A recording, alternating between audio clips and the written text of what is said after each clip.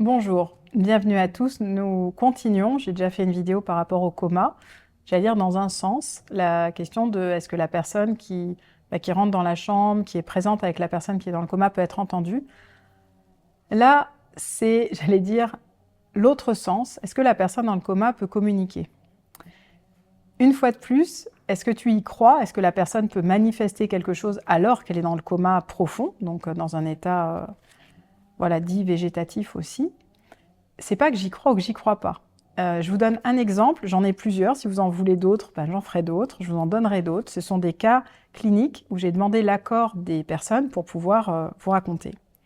Et une fois de plus, pour moi, la clinique dépasse la fiction. C'est-à-dire que je vais vous raconter quelque chose, moi-même, si quelqu'un me le racontait, je ne sais pas ce que j'en penserais. Et si je le voyais dans un film, peut-être je dirais même c'est too much. Sauf que, voilà. Madame est à la maison, elle fait du repassage, et elle entend un bruit, comme un toc-toc-toc, voilà, me dit-elle. Et donc elle se retourne et elle voit un oiseau taper contre la fenêtre.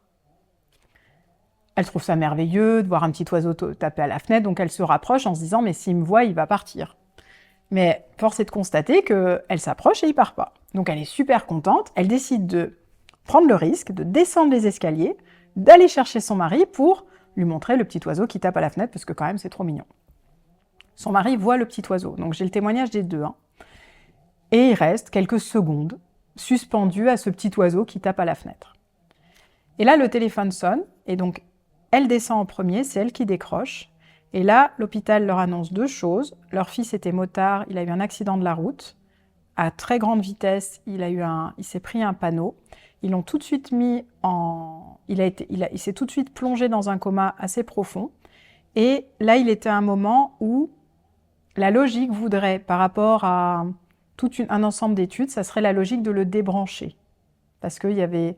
Voilà, et il y avait une possibilité de récupérer aussi, c'était encore le moment aussi de récupérer des organes. Donc la question c'était, est-ce que vous êtes OK pour que nous débranchions votre fils, qui avait, il me semble à l'époque, 23 ans, et est-ce que c'est OK pour vous, qui est éventuellement prélèvement des organes? Et là, elle me dit, je ne réfléchis même pas. Je ne peux pas t'expliquer, Soraya, mais je vois l'oiseau qui tape à la fenêtre, et je me dis, c'est mon fils qui me dit qu'il est là et qu'il ne faut pas le débrancher. Elle me dit, c'est fou, hein? Mais c'est vraiment, j'ai fait le lien entre mon fils enfermé dans son corps, qui ne peut plus parler, et l'oiseau qui tape à la fenêtre. Ce jeune homme va rester plusieurs mois dans le coma, dans un coma très particulier, très profond. Il va garder des séquelles de l'accident, c'est certain, un trouble locomoteur, certaines difficultés, mais une intelligence, voilà, parce qu'il va se réveiller. Et ce que je trouve beau, c'est que sa mère va lui demander, elle lui a pas raconté tout de suite l'oiseau, mais elle va lui raconter un moment, et elle lui demande si lui se souvient d'avoir eu envie de dire, enfin, s'il voulait rester ou pas. Est-ce qu'il a voulu un moment mourir? Est-ce qu'il a senti qu'il allait, voilà, beaucoup de gens parlent des NDE maintenant, est-ce que tu as senti que tu étais attiré par la lumière? Et là, elle lui dit, maman, je voulais que vous m'entendiez, que je voulais rester, que je savais que je pouvais m'en sortir. Voilà ce qu'il dit à sa mère, il n'a pas du tout vu la lumière ni rien, lui, il voulait s'en sortir.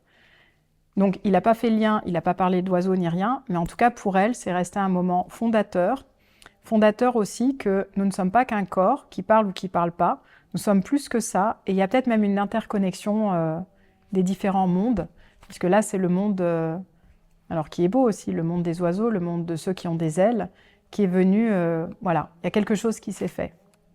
Et je trouve ça beau parce que cette femme a osé le dire à son mari aussi, il n'a pas jugé, il a accueilli, et j'espère avoir accueilli moi aussi, même si je pense que, je ne sais pas quelle tête j'ai fait à cette époque-là, mais ce témoignage, j'en ai vraiment eu beaucoup d'autres, et je trouve ça beau, et c'est pour ça que je voulais vous le transmettre. Donc, n'hésitez pas, quand vous avez besoin de parler à ceux qui sont dans le coma, mais n'hésitez pas, si vous avez quelqu'un de proche dans le coma, même à demander des signes de la présence, si c'est possible, de recevoir et d'entendre, de rester présent.